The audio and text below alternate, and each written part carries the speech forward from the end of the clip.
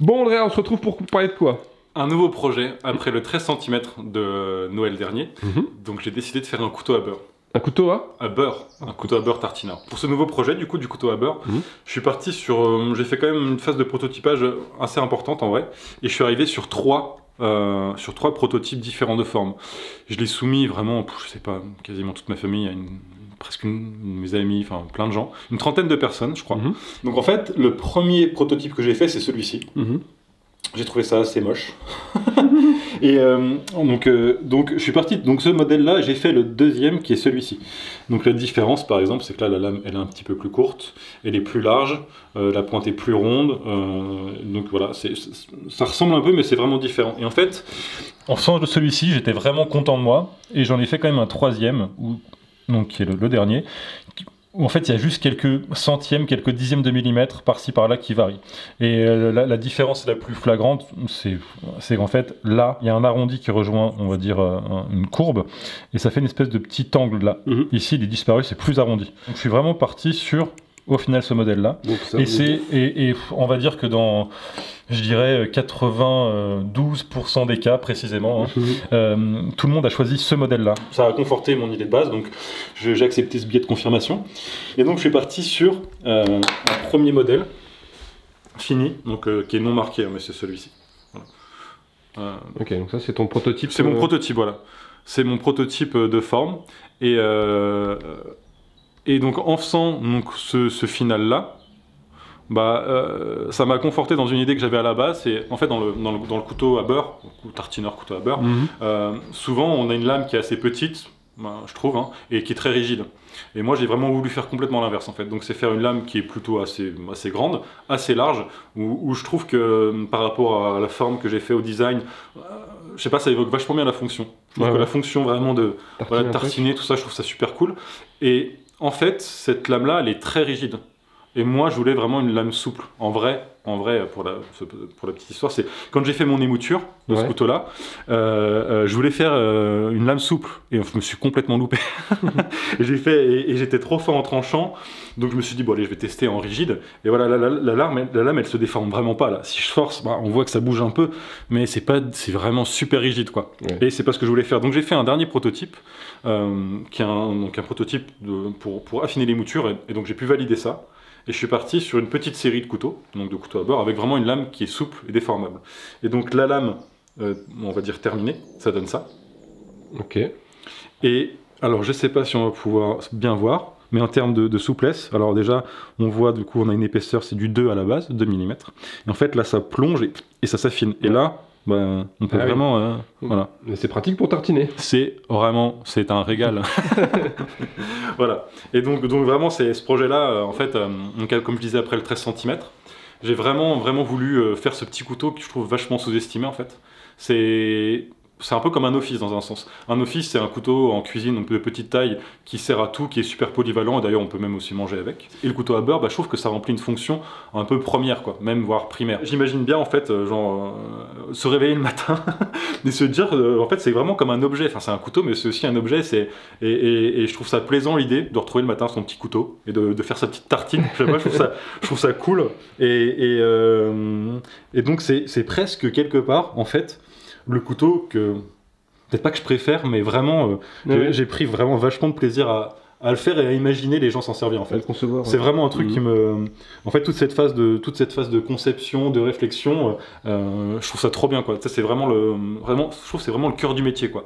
Et avec cette idée de petite série, en fait, plus j'avance, plus j'aime ça, et cette recherche, tu vois, d'imaginer une forme qui est vraiment la mieux possible, la plus étudiée possible, et qui est fonctionnelle, vraiment le truc de vraiment la coutellerie fonctionnelle, quelque chose qui sert et aussi qui est accessible. Et donc le but de ces pré-séries que j'ai commencé à démarrer, en fait, c'est encore une fois de proposer un avantage, voilà, par rapport à ces couteaux-là, et donc de faire 20% de réduction sur la pré-série, en sachant du coup que, juste pour parler avant qu'on voit la fabrication en termes de prix, c'est un couteau qui sortira à 50 €.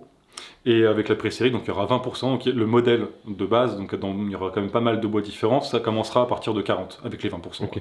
Quand tu dis pré-série, c'est si les gens précommandent dans le mois, c'est ça, dans les 30 premiers jours? C'est ça, il y aura pendant un mois en fait, oui, c'est une précommande quoi. Pendant un mois en fait, il y aura cet avantage-là et après les prix seront ceux annoncés de base, donc au minimum 50 €. Voilà. Et il y aura, je sais pas, on reverra ça tout à l'heure, mais je pense une vingtaine, je crois, je m'en rappelle plus, mais je crois qu'il y a une vingtaine de matériaux différents. Le 13 cm, il y avait, je sais pas, une dizaine de choix. Là, je me suis dit, bon, je fais tous les choix possibles et imaginables, donc voilà, il y aura plein de trucs, et je pense même étoffer au fur et à mesure cette gamme-là. Et paradoxalement, ce qui est rigolo, c'est que c'est un couteau qui coupe pas, en fait. Ouais. C'est un couteau à beurre, donc il est très fin. Vraiment pour quand même avoir une forme de coupe, pas dans du beurre par exemple, parce que c'est quand même important, faut pas que ce soit faut pas que ce soit tout rond, tranchant quoi. Et c'est aussi un couteau qui s'adresse vraiment à tout le monde quoi. C'est complètement unisexe. Et par exemple pour les enfants, c'est vraiment aussi quelque chose auquel j'ai pensé, c'est que je me suis dit par exemple les enfants, c'est quand même très délicat. Moi j'ai des neveux, des nièces, je vais pas leur offrir un couteau qui coupe quoi, c'est ultra dangereux, ça va partir d'un certain âge quoi. Et en fait ce petit couteau là je me dis pour des enfants peut-être à partir de 4-5 ans, quelque chose comme ça, je me suis dit c'est pratique en fait. La lame est assez large, le manche est quand même assez long et on peut pousser les aliments, manger avec sans que ça représente un danger quoi. Voilà, donc j'ai vraiment pensé à vraiment tout le monde en fait. Donc on va filmer la fabrication d'un couteau de ton nouveau couteau à beurre. C'est ça, et pas avec n'importe quel bois. Ah, qu'est-ce que tu nous as choisi? Je me suis dit que j'adore en fait le bois de fer. Et du coup, non seulement le bois de fer, mais la loupe de bois de fer. Donc c'est une essence de bois qui pousse que en Californie et en Arizona. C'est un bois désertique qui pousse dans les déserts. Il faut savoir que cette appellation en coutellerie bois de fer, c'est vraiment... en fait, c'est un bois vraiment, quand quelqu'un nous dit bois de fer, c'est ce type-là de bois de fer. Parce que l'appellation bois de fer, en fait, c'est une appellation pour des bois qui sont plus denses que l'eau et qui coulent. Donc en fait, il y a plein de bois de fer. Il y en a plein partout dans le monde, il y a des bois de fer. Par exemple, il y a le bois de fer de Guyane, il y a le bois de fer de La Réunion. Il y a plein de bois de fer différents. Mais quand on parle, encore une fois, ça fait beaucoup de fois bois de fer, mais c'est donc Californie ou Arizona. Voilà. Et donc c'est juste magnifique comme bois, quoi. Donc là, c'est les blocs du coup que j'achète de loupe de bois de fer, absolument magnifique. Donc là, c'est déjà ce que j'ai découpé il y a quelques temps en plaquettes. Mais là, on va voir depuis la découpe. Hein. Donc pour montrer vite fait, hop. C'est de toute beauté. Pour le couteau, donc le bois, ce sera, comme on l'a dit, la loupe de bois de fer. Et au niveau de l'acier, pour finir sur les caractéristiques techniques, donc l'acier, c'est du X50 CRMO V15. Donc X50 CRMO V15. X, ça veut dire fortement allié.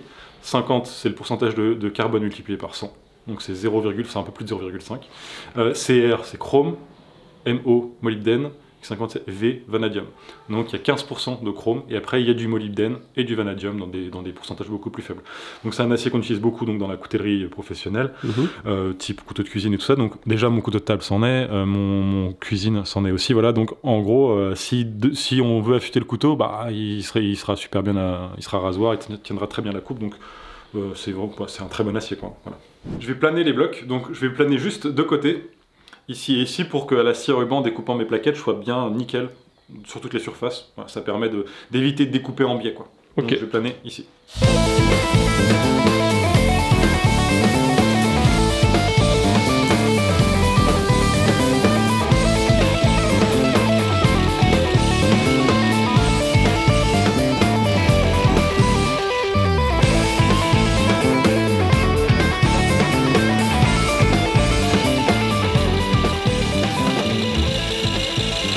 J'ai découpé 3 paires là, donc de bois de fer, de loupe de bois de fer.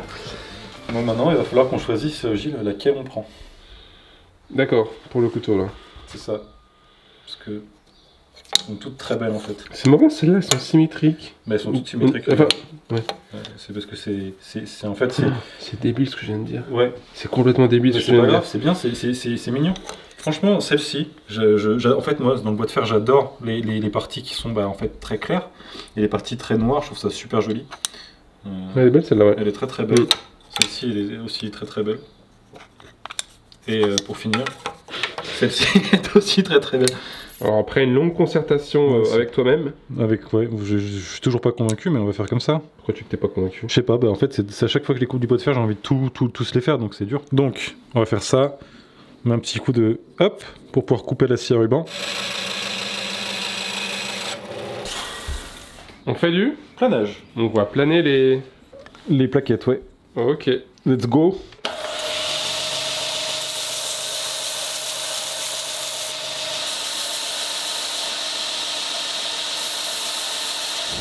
Je vais faire une mini étape de préparation de la lame, juste avec le Scotch-Brite là, pour faire du polymat. Et après, un petit coup à la bande sur le plat, pour que le plat soit bien net avant le perçage. Scotch-Brite? Scotch-Brite? Non. Scotch-Brite. Scotch-Brite. Scotch-Brite. Bright.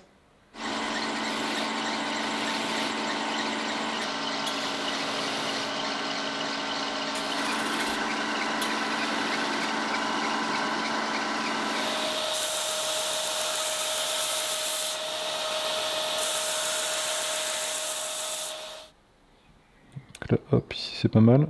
On va se mettre au centre de la plaquette. Pincetto, comme tu aimes, Gilles. Et là, on tartine en fait.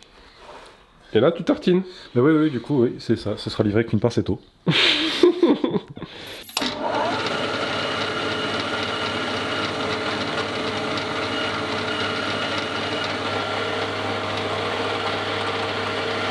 Deuxième plaquette, ou comme on dit en coutellerie, cote.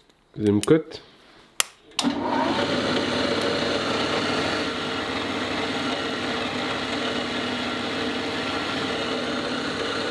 Les plaquettes sont percées et j'ai fait le contour voilà, du manche partout. Et pour éviter de faire trop de poussière, là justement, on va passer à la scie à ruban. Essayer d'enlever un petit peu de matière avant de passer à la bande. Voilà. Donc on va découper un petit peu autour.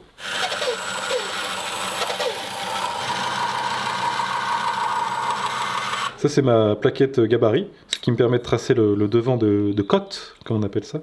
Donc là, je peux tracer mon devant.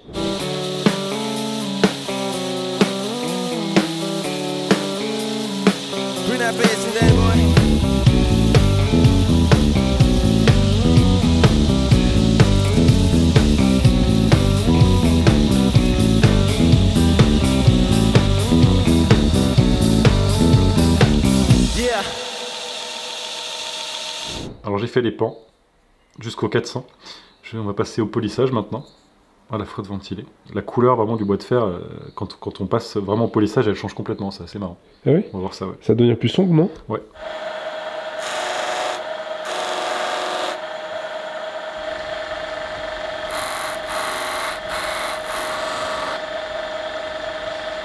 Alors maintenant, j'ai passé au montage. Donc les devants sont faits. Donc enfin, c'est le montage. En fait, c'est du pré-montage, mais c'est comme si c'était définitif quelque part. Donc, hop.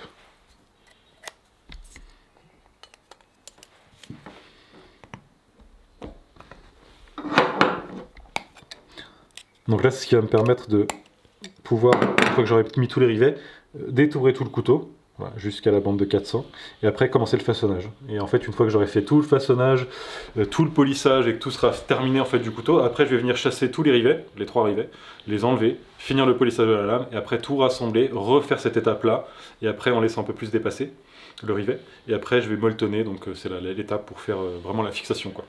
Ok, ouais, donc ouais. Parce que t'as pas précisé ça, c'est le couteau à beurre et rivet molletonné. Ouais, et d'ailleurs, j'ai pas précisé, hein, tu me fais penser, ce qui est important, c'est que sur toutes les versions du couteau à beurre auront les 3 rivets qui seront molletonnés. Contrairement aux offices, où en fait, c'est par gamme, en fait, il y a que le rivet à l'avant qui est molletonné, et sur les gammes avec des bois plus précieux, bah, tous les rivets sont molletonnés. Là, tous les couteaux à beurre, quelle que soit la matière, seront molletonnés, donc c'est aussi un petit plus sur ce couteau-là.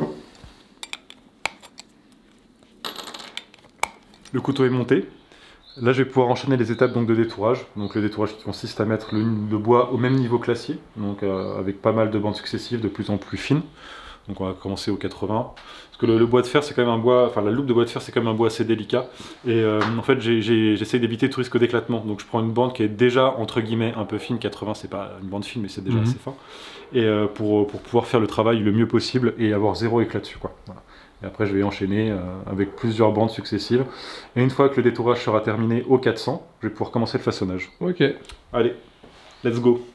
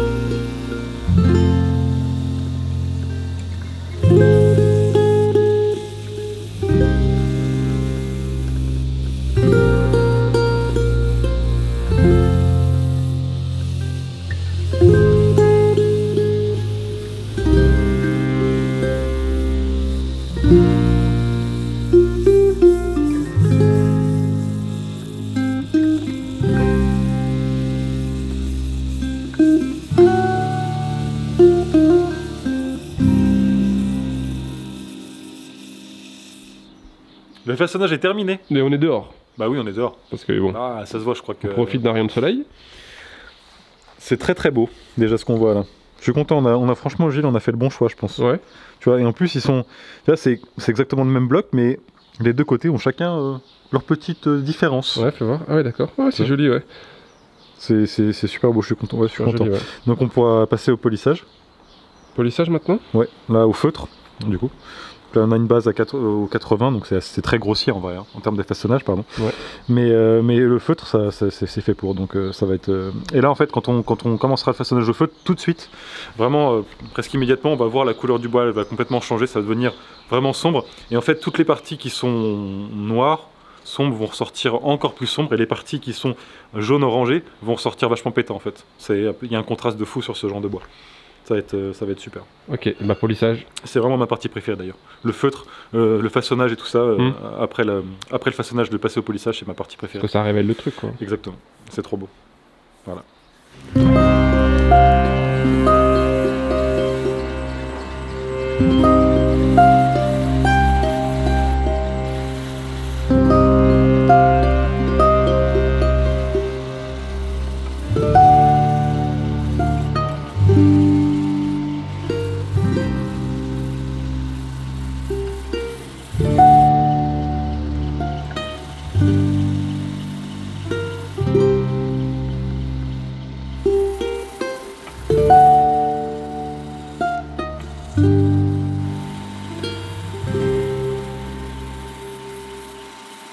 Alors franchement, non mais c'est magnifique. Le bois de fer, j'aime le bois de fer. Je n'ai pas peur de le dire, j'aime. Tu aimes le bois de fer. Non mais et tu vois, il y a un truc marrant parce que en fait en coutellerie, le côté de la marque, alors peut-être qu'il y a que moi qui dis ça, je sais pas, mais on va dire que c'est je dis toujours que c'est le côté droit, moi, ce côté-là.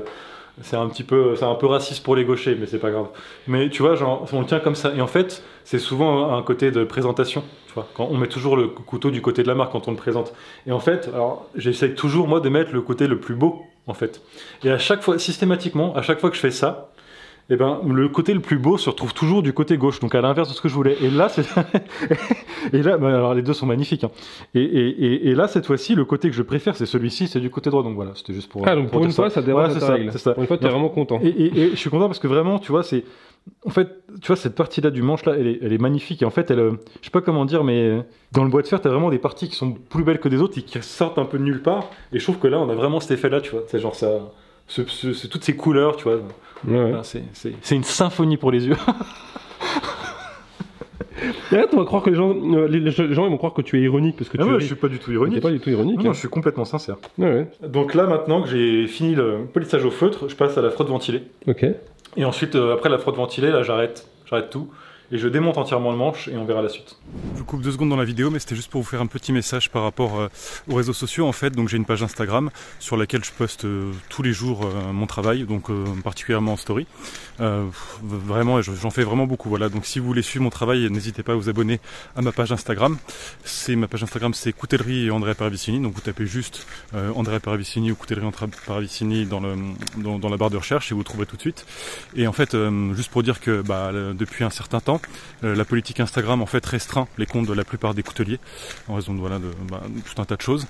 Donc mon compte n'est pas suggéré, n'est pas trouvable, donc autrement qu'en tapant dans la barre de recherche. Donc voilà, si ce que je fais vous intéresse et vous avez envie de voir l'évolution de la plupart des commandes et des couteaux que je fais, c'est visible sur Instagram, donc dans mes stories et aussi dans mes publications. Voilà, je vous laisse pour la fin de la vidéo. Merci beaucoup et à bientôt.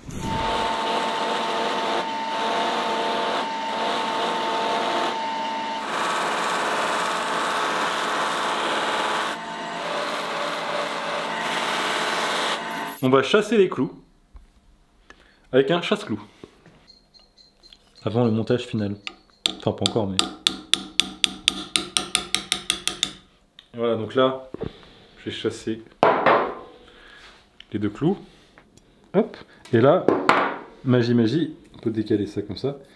Et on tire. Et c'est démonté.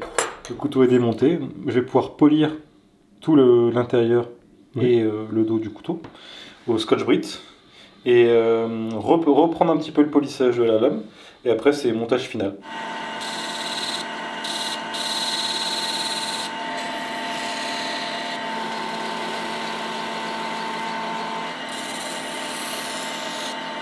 Je nettoie la lame après le polissage final. Ouais. Et juste avant de monter. Ok, elle est belle, elle est propre. Ça fait toujours bizarre de se dire qu'il n'y a pas d'affûtage du coup dessus. Tu sais. Ah ouais. J'ai pas l'habitude. Oui, t'as pas l'habitude. Ouais.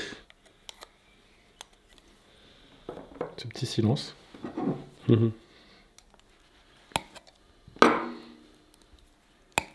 Voilà. Maintenant, je vais pouvoir réduire l'arrivée au backstand. Du coup, on voit là, je pense, que en fait, c'est brut de pince, donc ça fait une espèce de petite aspérité qui est bien coupante. Donc là, je vais les réduire pour qu'ils soient bien plats, et après commencer le molletonnage.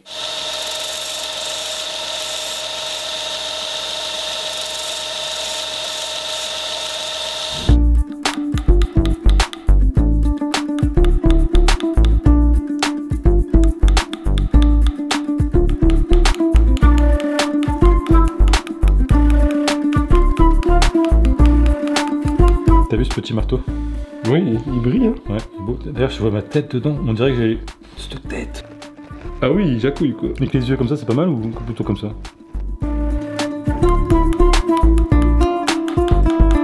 C'est que je crois dans plein de vidéos qu'on a fait ensemble, où je fais des molletonnages, à chaque fois je dis faudrait que absolument que je me fasse une enclume plus haute parce que je me pète le dos et genre depuis que j'ai mon nouvel atelier, j'ai le même truc. Du coup, je m'éclate le dos. C'est vrai, c'est vrai. C'est vrai. C'est une catastrophe. Sinon je le soulève et toi tu molletonnes dessus. Ouais, mais je voudrais pas que je casse l'enclume. Ah oui, d'accord.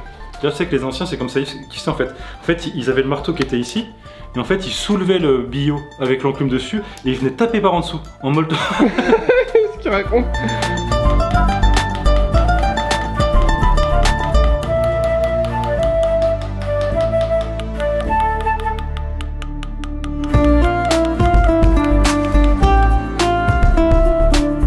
Je vais continuer le molletonnage, mais avec la boutrolle, donc je vais faire du boutrollage. Boutrollage? Ouais, encore pas mal d'étapes sur les molletons. Une dizaine en tout. Quasiment sur les molletons, il y a quasiment 10 étapes.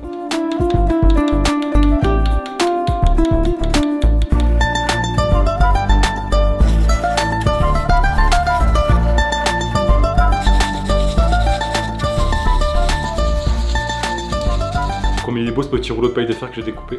Ah ouais, c'est un petit rouleau de paille de fer. Ouais, c'est de la 000, c'est le plus fin. C'est pour finir, là j'ai passé donc tous mes j'allais dire mes volants, tous mes rivets au papier de carrosserie. Et là, hop, paille de fer. Paille de fer pour vraiment finir bien avant de repolir tout. Je ferai de ce monde un rêve. Trop de ventilé. On repart sur les mêmes étapes qu'avant.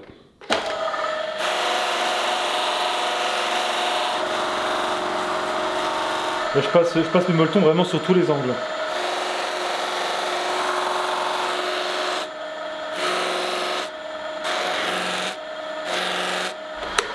Et on arrive à la dernière étape. La frotte ventilée mais claire pour vraiment que ça brille.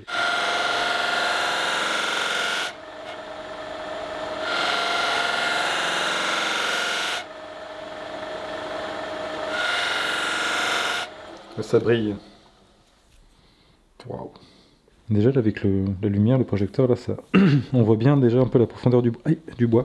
Ah non, en fait Gilles, j'ai menti, j'ai oublié une étape. Je viens de me rendre compte. En fait ici là, c'est un petit peu agressif. Là, ça pourrait être un peu dangereux aussi de se faire mal, donc je le casse à la bande. Ah oui, pour que ce soit. Et j'ai complètement oublié de faire ça. Bah, allez, on y retourne. Allez, on casse la bande.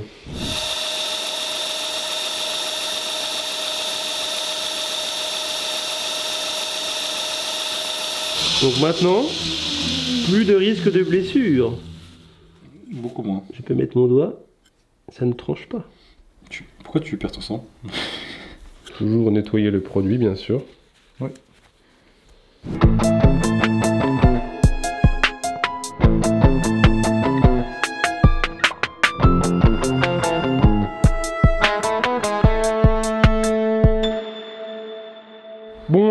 premier couteau qui coupe pas dans le catalogue. Ouais, enfin mon petit couteau à beurre terminé. Ouais. Du coup, je suis vraiment super content d'être arrivé jusqu'au bout de ce projet et de tout ce que j'ai mis dans ce couteau, voilà, en termes de design, de conception. Je suis vraiment très content, par exemple, comme je disais au début, la vidéo de cette lame flex. Je trouve que c'est vraiment parfait, que c'est ce que moi j'attendrais en fait de ce type de couteau-là. Donc voilà, tout ce que j'ai fait, le choix des bois, tout ce que je propose en termes de matériaux, vraiment, j'espère que vous aurez autant de plaisir à le voir que moi. C'est de toute beauté. J'aime bien le dire, mais... Et alors l'autre côté, de toute beauté aussi. Oui, il est magnifique le bois. Ouais. Et vraiment, tu vois, t'as vu déjà à l'intérieur de l'atelier, c'est très beau, alors que c'est sombre entre guillemets, quoi. Et dès que tu vas au soleil, c'est comme ça avec tous les bois, mais le bois de fer, c'est vraiment... Et d'ailleurs, ça fait très Damas. Je sais pas si tu vois, Gilles, mais tu sais, dans la fibre, en fait, ça fait plein de motifs dans tous les sens, et en fait, il est légèrement en relief. Il y a des fibres, des fois un peu plus dures que d'autres. Et du coup, tu vois ce côté là beaucoup, en fait, ici on le voit bien, qui fait vraiment Damas. Enfin, j'adore. Tu l'appelles comment alors, le tartineur ou le couteau à beurre? Je vais l'appeler couteau à beurre, mais vraiment sa fonction, en fait, c'est la même, quoi. Vous avez le droit de tartiner autre chose que du beurre. Hein. Je donne l'autorisation. Le 18 et le 19 mai, c'est Coutelia, donc c'est le plus gros salon de coutellerie en France. C'est à Thiers, donc 18 et 19 mai. Et je serai présent, donc à ma table, il y aura les couteaux à beurre qui seront en vente, et qui seront en vente au prix de la pré-série, donc avec les 20% de moins. Donc ils seront, j'aurai une cinquantaine de couteaux, je pense, sur Coutelia. Donc si vous êtes de passage dans le coin à Thiers ou dans l'Auvergne, n'hésitez pas à venir à Coutelia pour voir le salon qui est vraiment super cool. Ouais. D'ailleurs, il y a plein d'animations, il y a plein de choses. Enfin, franchement, donc, il y a des couteliers, il y a des fournisseurs de matériaux, enfin, il y a plein de choses, il y a des restaurateurs, enfin, il y a vraiment plein de trucs et tout est axé bien sûr sur le couteau à Thiers. Voilà, donc venez. Avant qu'on soit complètement sous la pluie, Gilles, je vais montrer un peu tous les bois que je propose. Ouais. Du coup, en les nommant, ça va être un petit peu long, mais je vais essayer de faire rapide. Déjà, voilà, il y a tout ça. Alors, ces 4 couteaux, c'est de la loupe de bois de fer, donc avec celui qu'on vient de faire. Et en vrai, du coup, ce sera un petit peu la star de la série, quoi. Ouais. Avec ce bois-là qui est vraiment magnifique. Donc voilà, là, il y en a 4 exemplaires. Celui-ci, c'est du micarta toile de jute. Bois de violette, bois de serpent, olivier, micarta toile de jute bleu, ziricote, cade genévrier, wenge, gaillac, amarante, ébène, buis, pistachier, ébène de Macassar, oranger des ossages, micarta toile de jute rouge, grenadier bicolore, micarta lin violet, bois de rose, cocobolo, micarta lin jaune, Palo Santo et Amourette. Donc voilà, je pense qu'en termes de panel de couleurs, de type de bois, j'ai même pas compté combien il y a d'options, mais en gros il y aura tout ça là. Il y a le choix. Si vous allez tout de suite sur le site internet, vous verrez qu'il y a tous ces choix là. Qu'est-ce qu'il faut faire maintenant si les gens veulent s'intéresser? Donc du coup, la pré-série, donc la précommande dure un mois. Voilà, donc l'avantage c'est qu'il y a 20% de réduction. Et donc ce sera sur mon site internet à partir de maintenant, donc de la sortie de la vidéo. Et le lien de mon site sera en description en dessous de la vidéo. Donc voilà, n'hésitez pas à commander sur le site ou à venir en personne à Coutelia le 18 et le 19 mai où vous pourrez l'acheter physiquement. Donc c'est le salon, je serai présent pendant cette précommande et sinon donc sur internet. Ça marche. Et à plus pour un prochain projet. Ouais. Salut. À bientôt.